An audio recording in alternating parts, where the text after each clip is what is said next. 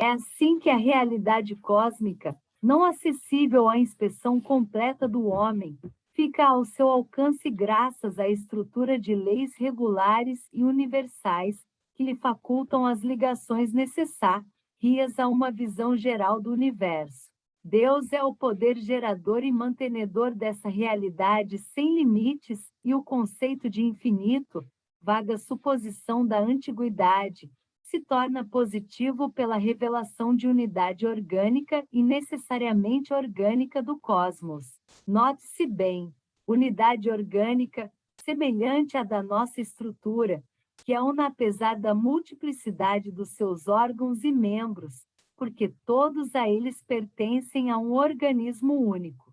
Da mesma maneira, a unidade orgânica do cosmos deriva de sua centralização em Deus, que mantém a unidade infinita através da subordinação de todas as galáxias ou constelações de mundos, espaços etéreos aparentemente vazios, mas cheios de força e plasma cósmicos, tudo formando o organismo único. Não seria isso uma ilusão? Os que consideram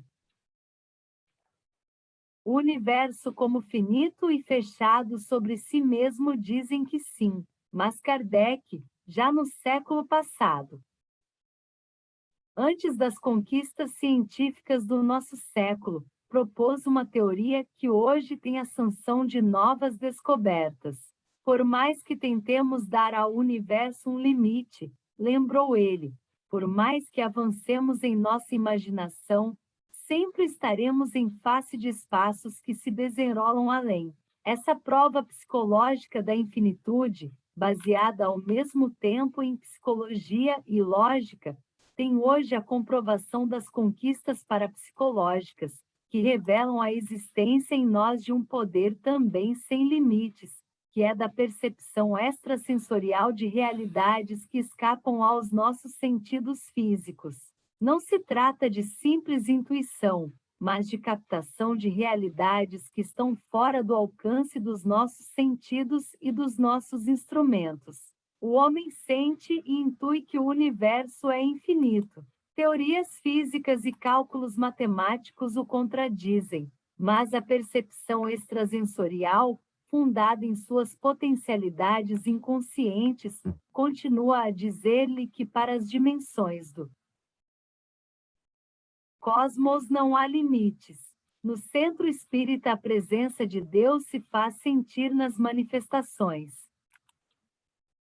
mediúnicas que derrubam as barreiras da morte, pelas declarações unânimes dos espíritos superiores, comprovadamente possuidores de conhecimentos muito superiores aos nossos, pela revelação, comprovada através de pesquisas e experiências científicas de sábios eminentes do século passado e deste século, de que existem no homem potencialidades muito superiores às que ele revela quando encarnado, sujeito aos condicionamentos da vida carnal. Não se trata de dogmas estabelecidos por concílios de cegos supostamente divinos, mas de pesquisas objetivas e controladas pela metodologia científica. Deus não é uma hipótese, mas uma realidade comprovada pelo princípio científico, segundo o qual, dos efeitos remontamos às causas.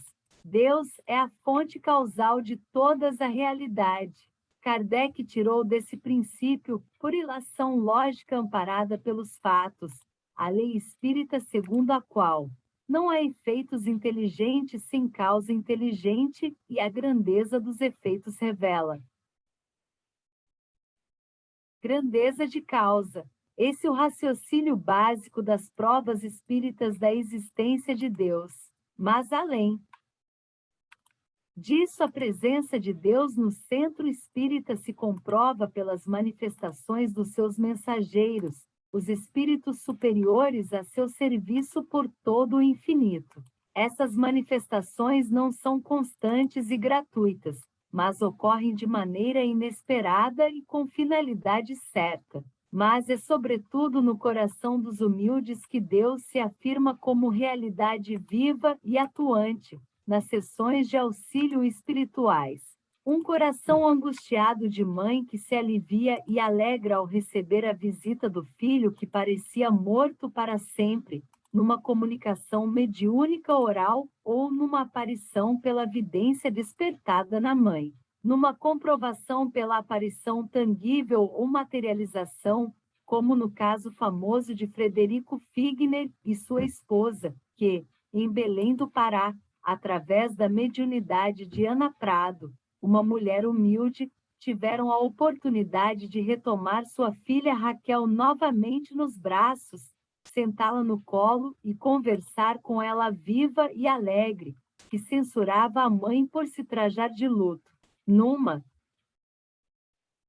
aparição tangível da sua própria mãe, dada a um sábio famoso que combatia o espiritismo como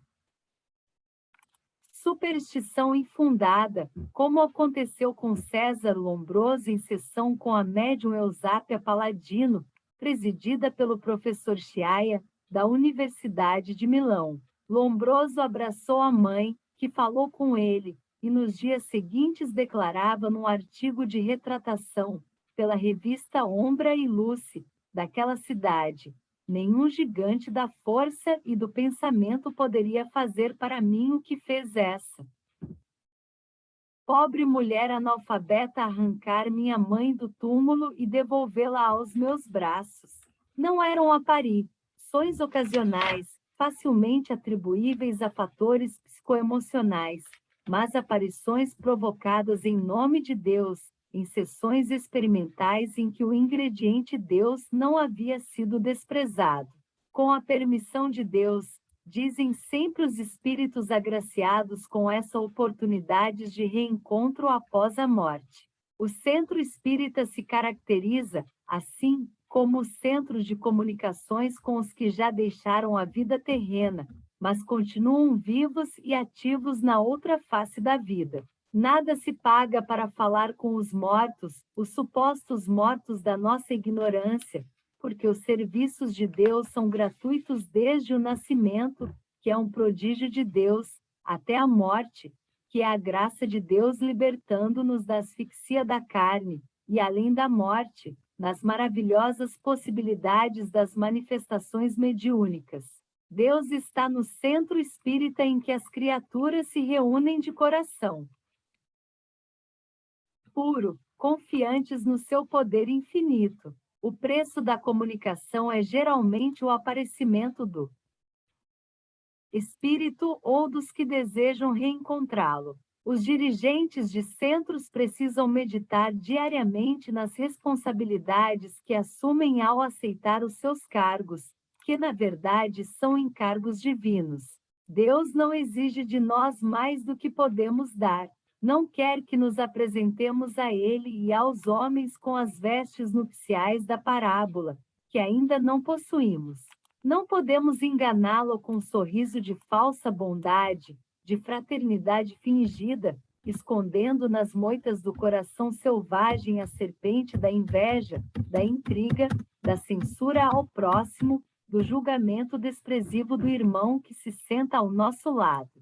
Não vemos Deus no centro porque não temos condições para isso, mas podemos vê-lo no semblante sincero e ingênuo e no coração puro dos que não alimentam vaidades e preconceitos negativos ao nosso redor. Deus não está ali, diante de nós, como um ser visível e corporal. Ele impregna o centro como impregna o recinto de todos os templos frequentados por criaturas sem maldade e sem reservas, mas podemos ver o seu rosto no semblante dos que se entregam com amor ao serviço do bem, tocar as suas mãos nas mãos sinceras e boas dos que nos amam sem restrições. E se os hipócritas nos cercam e nos olham com fingida amizade, podemos ser para eles a mensagem do amor e da sinceridade que flui de Deus para o nosso coração. Deus no centro é Deus em nós, ajudando-nos a crescer com o fermento da fraternidade, que Ele pouco a pouco aumenta em nossa medida de farinha, na proporção em que a farinha do nosso egoísmo absorve o fermento e se transforma no pão que nos alimenta a alma. Estas não são imagens líricas, mas a verdade espiritual trocada em figuras e expressões de amor, como as que encontramos nos evangelhos de Jesus. Não é o autor do livro que as produz, mas os espíritos benevolentes que, em nome da fraternidade humana, as transmitem aos que desejam servir a si mesmo e ao próximo. Porque aqueles que desejam servir-se na mesa do bem, naturalmente repartem o seu pão com os irmãos famintos de bondade, como Jesus o fez com os apóstolos nas estalagens da estrada de Emaús. Deus no centro não é a presença exclusiva para ninguém, mas presença inclusiva para todos, a todos incluídos em seu chamado para a vida do Espírito. Os que procurarem compreender e sentir a sua presença no centro a levarão consigo para casa. As pretensões de superioridade, o desejo egoísta de ser impor aos demais, o ciúme corrosivo e o julgamento do próximo em nosso íntimo ou em nossa língua não nos deixa perceber a bondade de Deus. Os que se sacrificam para melhorar a terra, dando de si o que podem e muitas vezes o que não podem, esses fazem a vontade de Deus. Os que batem a língua nos dentes para destilar venenos de serpente não podem perceber a presença de Deus no centro e só percebem os espíritos malévolos e sofredores. 6. As almas frágeis. O centro espírita é o refúgio das almas, encarnadas e desencarnadas. Substitui no presente os templos do passado, onde as pompas terrenas estimulavam as almas frágeis, sugerindo-lhes o amparo das potências celestes, a riqueza dos templos, o fulgor das luzes nos altares, os paramentos do sacerdote, os vitrais coloridos e a música sagrada reboando nas naves agiam ao mesmo tempo como anestésicos das angústias terrenas e excitantes esperanças celestes. Era toda uma técnica divina, provinda das origens humanas, do silêncio misterioso das selvas das matas, em que a densa folhagem das árvores enormes filtrava a luz do sol em gamas de coloridos arco-irisados. A ideia do sagrado sugeria a transmissão dos poderes divinos através dos sacramentos e dos rituais. Mas o tempo passou a sua esponja mágica nos séculos e nos milênios, amadurecendo as almas frágeis e despertando-as para a consciência de si mesmas. Na esteira das renovações surgiram as reuniões simples dos clãs e dos grupos familiares, junto às fontes murmurantes em que os oráculos e as pitonisas interpretavam a voz dos deuses na voz das coisas. Jesus de Nazaré, que os judeus esperavam como o Cristo das novas guerras de conquista, surgiu humilde e simples, modesto filho de uma família operária. De suas mãos surgiram práticas novas, em que o fluxo divino dispensava os paramentos suntuosos dos canais oficiais da divindade. E com esse fluir espontâneo do amor e da bondade naturais, derramaram-se na terra dos corações as sementes da Boa Nova. Foi dessa semeadura nos campos a nas praias, no próprio interior dos templos ou em seus pátios exteriores. Ainda sob o fomegar das aras em que se queimavam as ervas sagradas e as carnes dos animais sacrificados, que surgiram os primeiros cultos pneumáticos do cristianismo primitivo, os cultos do espírito, poder insuspeitado da evolução, desencadeando os processos misteriosos da metamorfose, transformaram aos poucos as formas de relação do homem com a divindade. O centro espírita nasceu como Jesus e com Jesus, sem os aparatos inúteis do formalismo religioso, restabelecendo nas almas a confiança em si mesmas, despertando-lhes a percepção de sua natureza divina. As almas frágeis tornaram-se fortes na fraqueza da simplicidade. Em vão se desencadearam os temporais da reação, em que as almas fracas amadureceram nas estufas brutais do martírio. Elas haviam decifrado o enigma, encontrando a pureza na impureza do mundo, a verdade nas palavras do Messias rejeitado e Deus no íntimo de si mesmas. O episódio de Pedro em Jope, recusando-se a atender o centurião Cornélios, impuro comandante de centúrias romanas, mas atendendo-o por mandato mediúnico de inesperada vidência, mostra-nos ainda hoje como se processou. Metamorfose do judeu formalista em cristão fraterno. Pedro vai à casa de Cornélios e se surpreende com a família impura tomada pelo Espírito. A manifestação mediúnica em local profano lhe ensinava o que era o batismo do Espírito que até então ele não pudera compreender. Nascia ali, aos seus olhos, o primeiro centro espírita numa casa de família. E Pedro voltou a Jerusalém para contar aos apóstolos o que vira com seus olhos e o que sentirá em seus coração. O céu baixava à terra e nela se abria como se abrem as flores do campo, com o mesmo esplendor dos lírios que as vestes suntuosas de Salomão não podiam superar. Mas o tempo ainda haveria de fluir nas ampulhetas por quase 2 milênios, até que a metamorfose anímica e consciencial se definisse na missão de Kardec. O Espiritismo abalou as estruturas do mundo artificial dos homens, revelando-lhes assustadoras perspectivas de responsabilidade moral e espiritual, subverteu a ordem estática das aparências convencionais e soltou sobre as igrejas, as academias, as universidades, os gabinetes dos sábios e toda a estrutura vacilante das ciências os seus fantasmas até então considerados como simples ficções literárias. Em vão, por toda parte, os conservadores de um passado já morto e embalsamadores de múmias culturais se levantaram por todo o mundo tentando afugentar os fantasmas invasores. De nada valeram os conluios secretos, as decisões arbitrárias de juízes sem toga, as maldições de prelados poderosos. Os fantasmas não pediam licença para aparecer e tumultuaram o panorama cultural, suscitando polêmicas violentas entre figurões mundiais do saber. Em meio ao temporal, as almas frágeis se refugiavam humildes nas reuniões familiares do velho culto pneumático ressuscitado.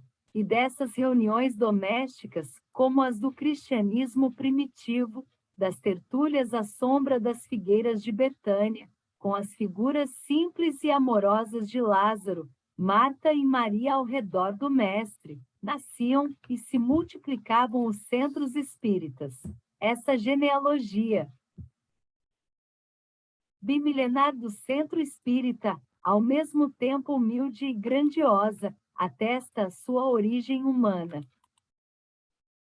Divina, conferindo a Kardec o título de herdeiro de Deus e coerdeiro de Cristo, segundo a conhecida expressão do apóstolo Paulo. Um título comum, que Paulo estendeu a todos os que aceitaram e acolheram a boa nova em seus corações. Ninguém o fez com mais sacrifício e dedicação, com mais amor, confiança e fé do que o codificador do Espiritismo. E a genealogia prossegue na descendência espiritual de Kardec. Mas não há nisso nenhuma intenção de vaidade ou orgulho mundano, pois as sucessivas gerações espíritas não descendem do sangue, sim do espírito. A filiação à linhagem espiritual de Kardec não nos proporciona títulos honoríficos ou terrenos, mas obrigações muitas vezes dolorosas e sacrificiais, no decorrer de vidas de abnegação ao próximo e de fidelidade ao futuro. O centro espírita, como a relva, nasce por toda parte, e quando os poderes temporais o decompõem ou esmagam, ele renasce com teimosia desafiante. Porque aqueles que viram e conheceram a verdade, que a sentiram ao menos uma vez em seus corações, jamais a esquecem e jamais a negam. As almas frágeis se fizeram fortes ao sopro dos ventos proféticos. Criaturas ingênuas e desprovidas de tudo, órfãs da cultura secular, sentem-se apoiadas na rocha das experiências vitais do espírito e são capazes de enfrentar os titãs da cultura mundial com a firmeza dos estoicos. Nada as abala, nem sofismas, nem maldições, porque experimentaram o toque da verdade em si mesmas. Os que dizem ter sido espíritas e deixado a doutrina, nunca o foram. Se tivessem realmente penetrado no conhecimento doutrinário, de mente e coração, não poderiam voltar à ignorância do niilismo sem fundamento ou às fábulas do religiosismo contraditório e absurdo. Um marinheiro que deixou o mar nunca se esquecerá do marulho das ondas e jamais perderá a lembrança das amplidões marinhas em que navegou. As almas frágeis são remanescentes dos rebanhos religiosos embalados ao longo dos séculos pelos pastores piedosos, herdeiros da flauta de Pan. Ao som melodioso e enganador das flautas adormeceram no tempo, vigiadas e protegidas. Não são as almas primitivas, pois estas são geralmente fortes e bravas, carregadas dos impulsos animais. Ao contrário destas, elas se acomodam nas sensações agradáveis da vida material e repetem encarnações sucessivas de acomodação e indolência, abusando de seu livre-arbítrio ao invés de utilizá-lo no processo evolutivo. Somente a dor, nas duras provações, consegue arrancá-las do círculo vicioso. Como diz Lázaro, numa das suas mensagens de O Evangelho segundo o Espiritismo, só podem saltar o obstáculo e avançar sob a dupla ação do freio e da espora. As almas frágeis precisam ser constantemente vigiadas e orientadas no centro espírita, pois se entregam facilmente a um misticismo inferior, tentando alcançar a angelitude através de submissão interesseira a espíritos mistificadores, dirigentes de vistas curtas e médios pretensiosos. Gostam de ordens, fraternidade, escolas evangélicas, de sacristia e coisas semelhantes, onde possam usar distintivos, insígnias e serem classificadas em graus de evolução. Todas essas modalidades de agrupamentos exclusivistas, separatistas e pretensiosos servem para protegê-las na sua fragilidade. Não gostam de atitudes positivas e enérgicas e fariam do movimento espírita uma irmandade do Senhor morto, se conseguissem dominar o meio. Os presidentes e dirigentes de centros precisam exercer rigorosa vigilância em suas instituições, para que essas almas infantis não deturpem santamente a doutrina, com as melhores intenções de que o inferno está cheio. Todas as formas de resíduos do passado igrejeiro agradam a essas almas traumatizadas, que são atraídas ao espiritismo precisamente para se curarem nele e não para prejudicá-lo. O espiritismo não é uma doutrina de passividade contemplativa. Sua finalidade, como os espíritos superiores disseram a Kardec, é revolucionar o mundo inteiro, modificado para melhor. A essência cristã do Espiritismo reflete as atitudes vigorosas do Cristo em luta com as estruturas asfixiantes do mundo antigo. O espírita verdadeiro é um construtor do futuro. Cabe-lhe o dever inalienável de estudar a doutrina, aprofundar-se no seu conhecimento, difundi-la com vigor e confiança para que a sua luz solar afugente as trevas de um passado contraditório de lamúrias, imprecações e louvores subservientes a Deus, como se Deus fosse um tirano injusto à espera dos nossos rapapés para nos conceder a sua proteção. A promessa evangélica do Consolador se cumpre na doutrina espírita de maneira positiva e não através de Cantigas de ninar de palavrório anestesiante. A própria dureza do mundo atual, com suas atrocidades, sua ganância, sua criminalidade aviltante, mostra-nos que o tempo dos contos da carochinha já passou, que a humanidade entrou na fase da madureza e tem de aprender a enfrentar os seus problemas por si mesma. Não que Deus nos tenha abandonado ou esquecido, ou que tenha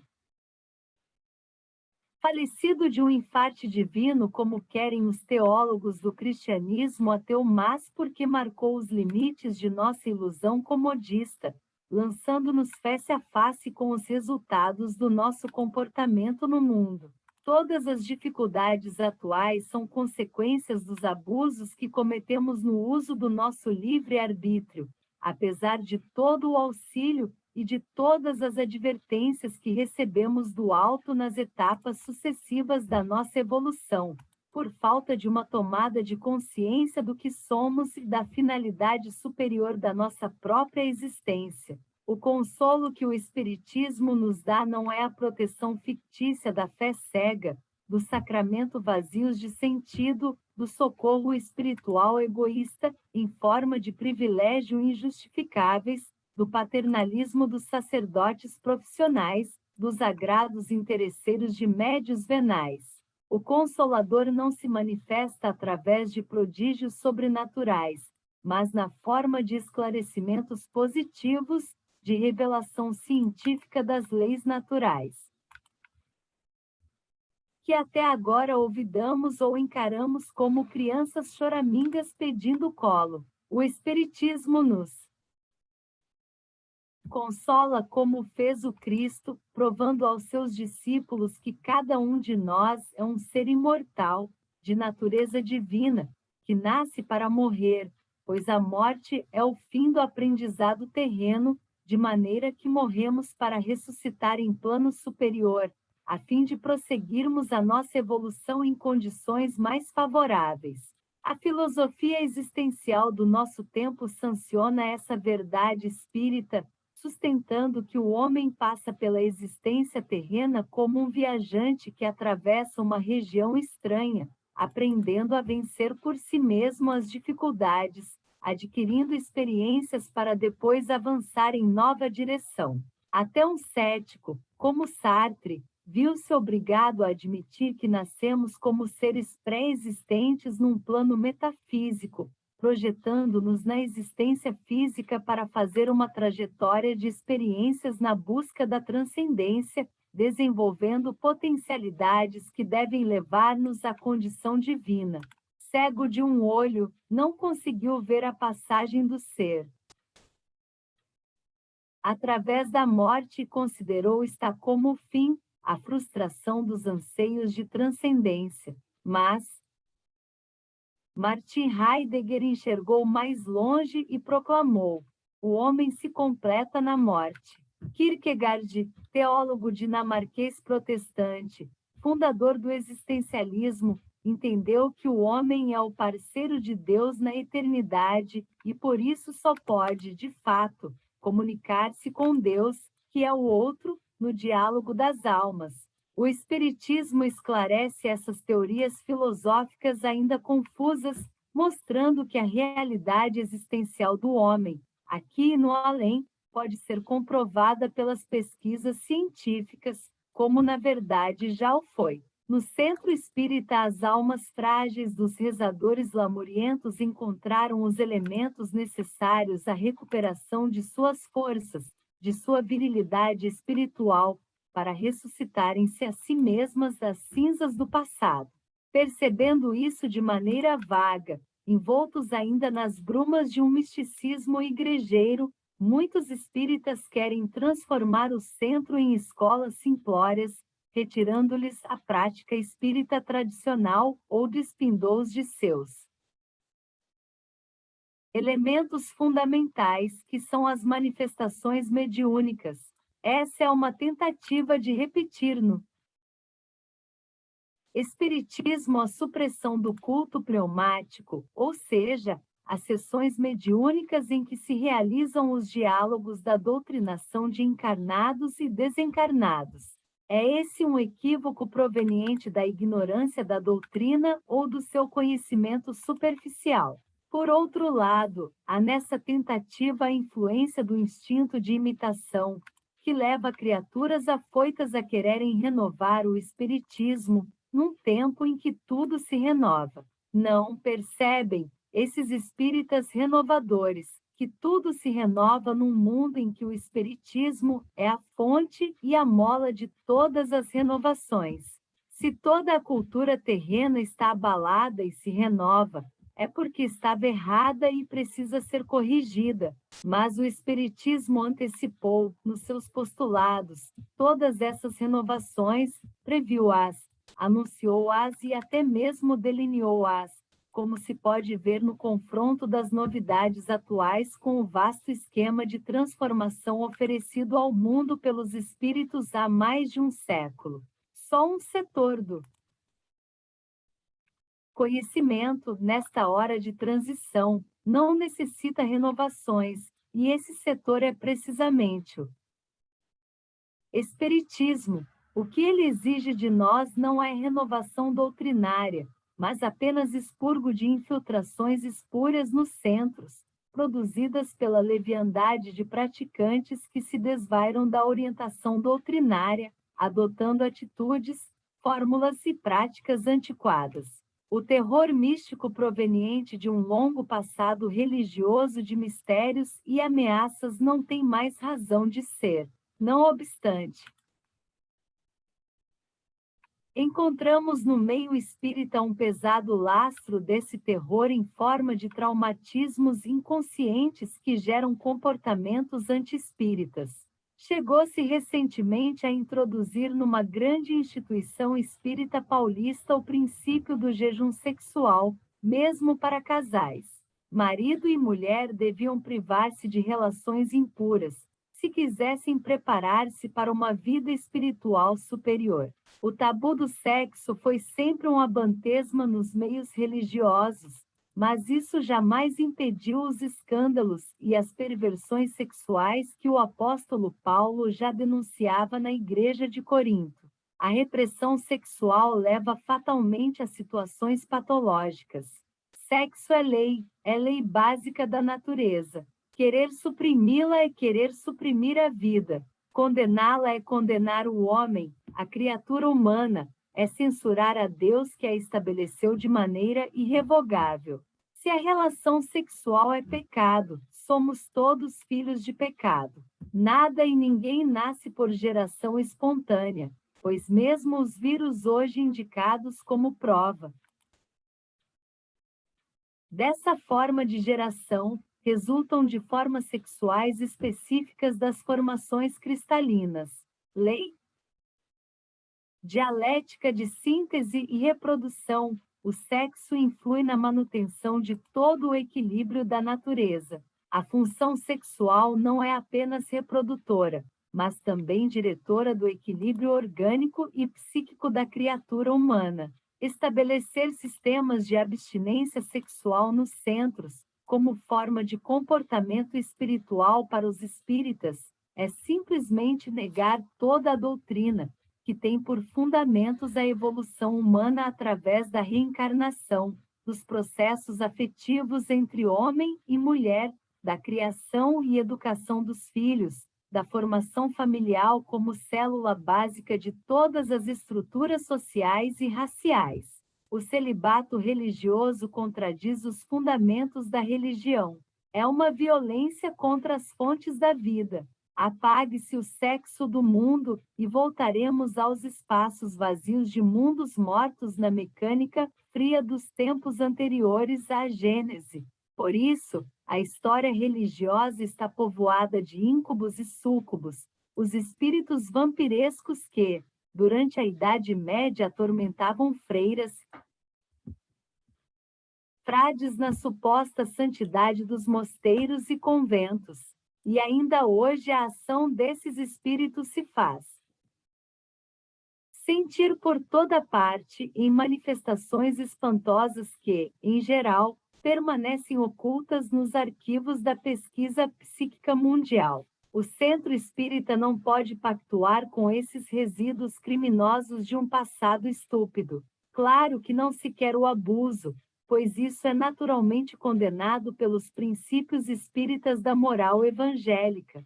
Essa moral, como vemos nos textos evangélicos, não é condenatória nem repressiva do sexo. O que ela pretende é moralizar o sexo e não condená-lo ou suprimi-lo. O ensino de Jesus a Nicodemos, e preciso nascer de novo, o caso de Madalena, a cortesã compreendida pelo mestre, o episódio da mulher adúltera que os hipócritas queriam apedrejar mostram de sobejo que a posição de Jesus em face desse problema era de compreensão e respeito pela condição humana. As almas frágeis do meio espírita devem atirar no caminho a bagagem pesada dessas condenações do passado, sem temer as ameaças do céu nem entregar-se às fascinações da terra. O Espiritismo esclarece a questão sexual em termos racionais, levando em conta a naturalidade das funções humanas na vida terrena. São criminosos inconscientes os que pretendem implantar no meio espírita sistemas que já mostraram sua inconveniência na própria história do cristianismo. Assim como o homem não regride na sua evolução, a ciência suprema do homem, que é o Espiritismo, não pode regredir no seu desenvolvimento, tão penosamente realizado na Terra. Os moralistas de vistas curtas nunca perceberam as consequências negativas de suas atitudes. A verdadeira moral não se constitui de proibições absurdas, pois estas são a negação de toda moral, em favor dos grandes surtos de imoralidade. 7. Disciplina fraterna. O problema da disciplina no centro espírita é dos mais melindrosos e deve ser encarado entre as coordenadas da ordem e da tolerância. Não se pode estabelecer e manter no centro uma disciplina rígida, de tipo militar. O centro é, além de tudo o que já vimos, um instrumento coordenador das atividades espirituais. No esquema das suas sessões teóricas e práticas, a questão do horário é imperiosa, mas não deve sobrepor-se às exigências do amor fraterno. Não é justo deixarmos fora da sessão companheiros dedicados ou necessitados, porque chegaram 2 ou 3 minutos atrasados. Vivemos num mundo material e não espiritual, em que as pessoas lutam com dificuldades várias no tocante à locomoção, de compromissos diversos. É justo que se dê uma pequena margem de tolerância no horário. Essa margem não deve também ser estabelecida com rigor, mas deixada ao critério do dirigente dos trabalhos, que saberá dosar as coisas de acordo com as conveniências. O rigor exagerado na questão de horário, mormente nas cidades mais populosas, causa aborrecimentos e mágoas a pessoas sensíveis que, depois de aflição e correria para chegar na hora certa, viram-se impedidas de participar da reunião por alguns segundos ou minutos. Temperando-se as exigências da ordem cronológica com o dever da atenção aos companheiros, podemos evitar aborrecimentos perfeitamente superáveis. Claro que esse é um problema a ser sempre esclarecido nas reuniões, para que todos possam ter conhecimento da flexibilidade possível no horário. O simples fato de haver essa flexibilidade já tira a disciplina o seu aspecto opressivo. Essa mesma dosagem de ordem e tolerância deve ser aplicada a outros problemas, de maneira a assegurar-se, o mais possível, um ambiente geral sem prevenções que muito ajudará na realização dos trabalhos. Tratamos das almas frágeis no capítulo anterior. Devemos agora tratar das almas fortes, as mais apegadas ao problema disciplinar. As almas fortes são aquelas que procedem de linhas evolutivas em que os espíritos se aperfeiçoam no uso da independência e da coragem. Por isso mesmo trazem consigo um condicionamento disciplinar que não aceita facilmente as concessões a que aludimos. Uma palavra rude de uma alma forte, embora não intencional, pode ferir a susceptibilidade de uma alma frágil, prejudicando-a no seu equilíbrio por uma insignificância. Ora, segundo a regra geral das relações humanas, o forte deve proteger e amparar o fraco, para ajudá-lo a se fortalecer. Os dirigentes de trabalhos devem cuidar de evitar esses pequenos atritos que não raro têm consequências muito maiores do que se pensa. Por outro lado, as almas fortes precisam controlar os seus impulsos pelo pedido consciencial da fraternidade. Há pessoas que, por se sentirem mais fortes, decisivas e poderosas que as outras, embriagam-se com a ilusão do poder, desrespeitando os direitos alheios e sobrepondo-se, com rompança às opiniões dos outros. Atitudes dessa natureza, no meio espírita e no centro, causam má impressão e constrangimento no ambiente, fomentando malquerenças desnecessárias. Em se tratando de espiritismo, tudo se deve fazer para manter-se um ambiente de compreensão e fraternidade, sem exageros, tocado o possível de alegria e camaradagem. Num ambiente assim arejado, desprovido de tensões, a espiritualidade flui com facilidade e os espíritos orientadores encontram mais oportunidade de tocar os corações e iluminar as mentes. Por menor que seja, o centro dispõe sempre de mais de um setor de atividades. Deve-se fazer o possível para que em todos eles reine um ambiente fraterno, que é o mais poderoso antídoto dos desentendimentos.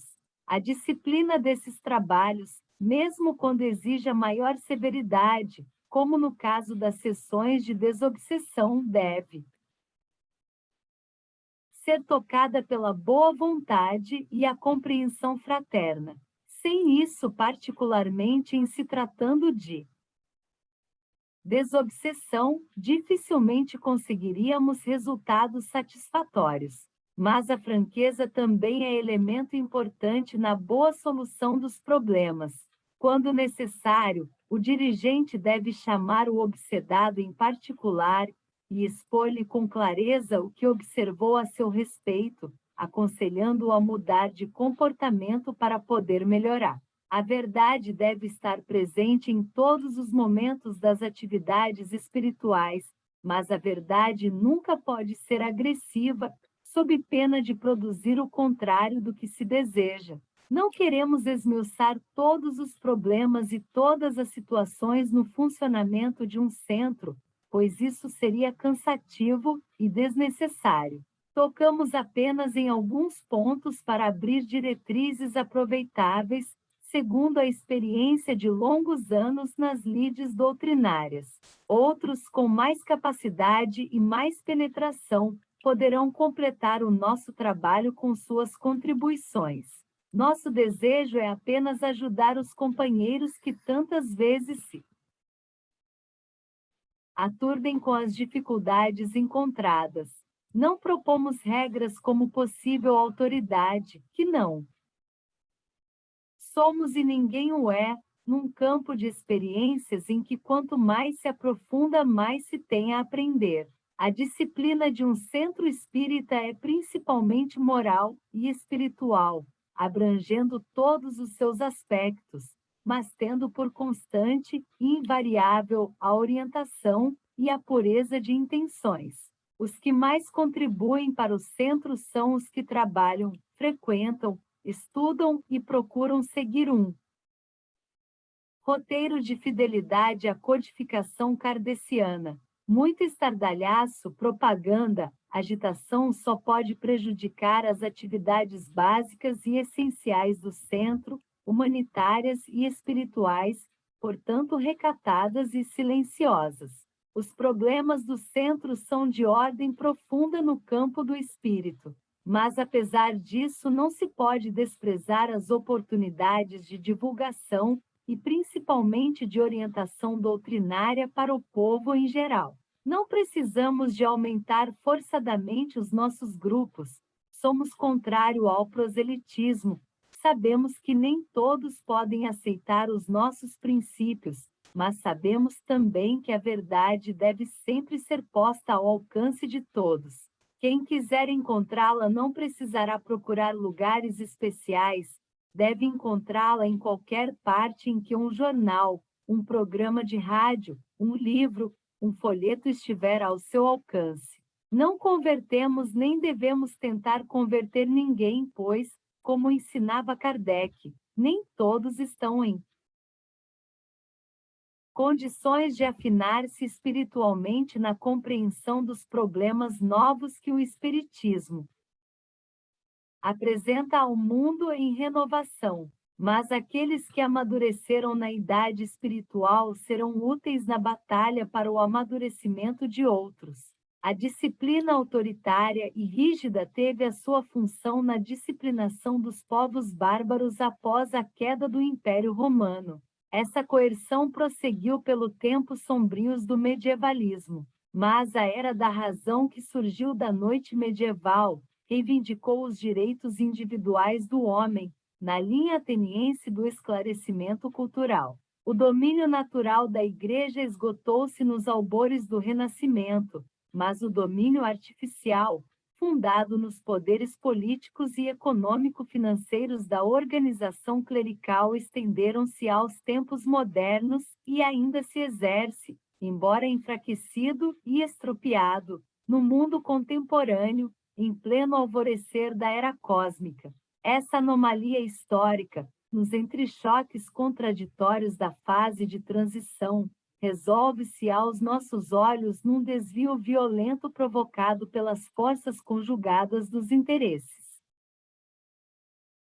em jogo, voltando-se para a tradição de Esparta. A força e a violência se sobrepuseram aos ideais atenienses e o indivíduo esmagado pelo peso das massas acarneiradas refugiou-se na servidão medieval, nas oposições inócuas e na revolta do desespero insensato. As leis históricas seguem o seu curso regular, mas quando as acumulações dos fatores ahistóricos, como os lastros esmagadores dos instintos primitivos, acumulados nos socavões do inconsciente coletivo, as obrigam a sair dos canais naturais, elas se desviam à procura dos pontos de retorno.